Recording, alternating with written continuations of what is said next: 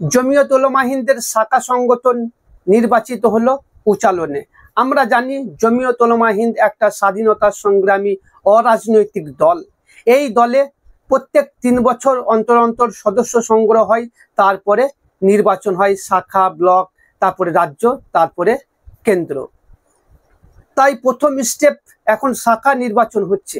আর সেই মোতাবেক পূর্ব বর্ধমানের উচালনে এই জমিয়ত উলামা হিন্দের শাখা নির্বাচন হলো আপনার বর্ধমান জেলার সভাপতি মৌলানা মোহাম্মদ আলী সাহেবের উপস্থিতিতে।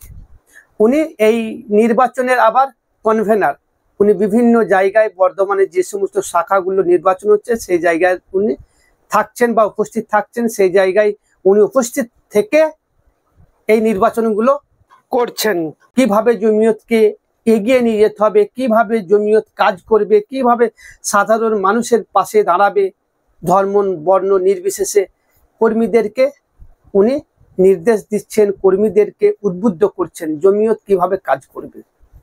চলুন উচালনে জমিয়ত উলামা হিন্দের শাখা নির্বাচন হওয়ার পরে সেখানকার কর্মী সমর্থক এবং নবনির্বাচিত যারা পদাধিকার তারা কি বলছেন এবং মোহাম্মদ আলী সাহেব কি বলছেন শোনাবো আপনাদের। তার আগে একটাই অনুরোধ, ফেসবুকে দেখলে ফলো করুন, ইউটিউবে দেখলে সাবস্ক্রাইব করে পাশে থাকুন। চলুন ভিডিওটা দেখতে থাকুন। 19 বছর একবার দেশে তো এত রাজনৈতিক সংগঠন আছে, কোন সংগঠন কি তার জন্য গিয়েছিল দেখা করতে বা তার একটা উদ্যোগ কাজ করতে,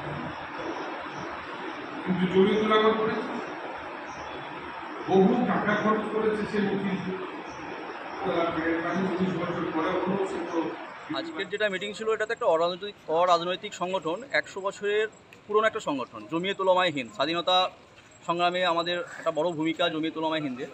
তো আজকে আমাদের দিকে দিকে যেসব মব লিঞ্চিং বলেন বা অসহিষ্ণুতা চলছে সেগুলো যাতে সুস্থ থাকে, তাতে করে যদি কোনো অসুবিধা না হয়, জাতি ধর্ম বর্ণ নির্বিশেষে কোনো মানুষের যেন অসুবিধা না হয়, সেই দিকটাকে আমরা লক্ষ্য করে জমায়েত হয়েছিলাম।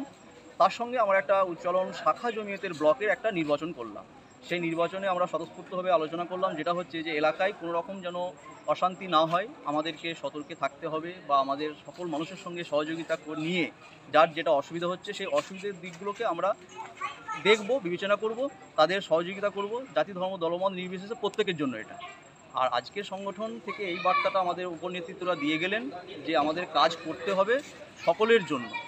জমিয়ত উলামা হিন্দ একটা অরাজনৈতিক সংগঠন, এটা সকলকে ভাবানো হলো, জাতি ধর্ম দলমত সকলেই এই ছত্রছায়ায় এসে একটা সুস্থ পরিবেশ তৈরি করুক, আমরা চাই এটা।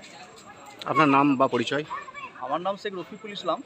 এখন আজকের যে এটা তৈরি হলো, ব্লক নির্বাচনে তৈরি হলো, আমি সম্পাদক হিসাবে আগেও ছিলাম, আবার নির্বাচন। দেখুন, জমিয়ত উলামা হিন্দ এটা একটা স্বেচ্ছাসেবী সংগঠন।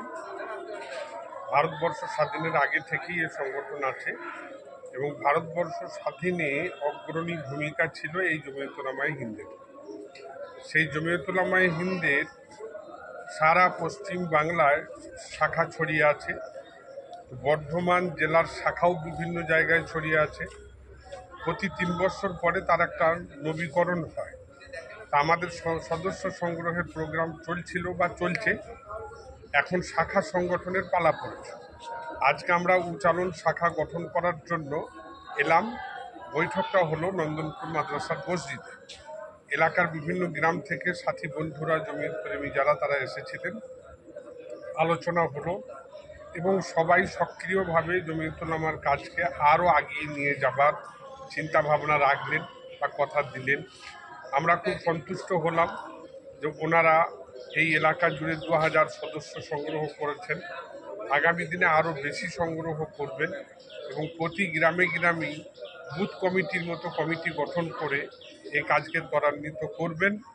আমরা আল্লাহর কাছে দোয়া চাইলাম যে এই রকমভাবে সমস্ত শাখাগুলো যাতে গঠিত হয় এবং দেশ ও দশের যাতে কল্যাণ হয়। আচ্ছা, আপনার পরিচয়? আমি মৌলানা মোহাম্মদ আলী, বর্ধমান জেলা জমিয়ত উলামা হিন্দের সভাপতি এবং দক্ষিণ দামোদরের বর্তমান যে শাখাগুলো গঠন হচ্ছে তার আমি কনভেনার বা দায়িত্বপ্রাপ্ত।